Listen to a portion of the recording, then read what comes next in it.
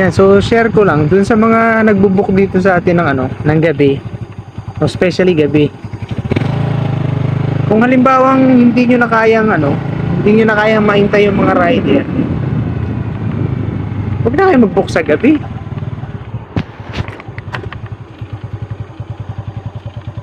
Kasi katulad nito, kung ganito yung area na papasukan mo, di ba? Na halos walang bahay, walang matanungan ng direksyon yung mga rider. Tapos hindi mo pa makontak yung customer, di ba? Yun yung isang mahirap na kinakaharap ng mga delivery rider lalo na sa gabi. Imagine mo kung ganito yung pinakang drop off or pick up mo. Tapos wala ka namang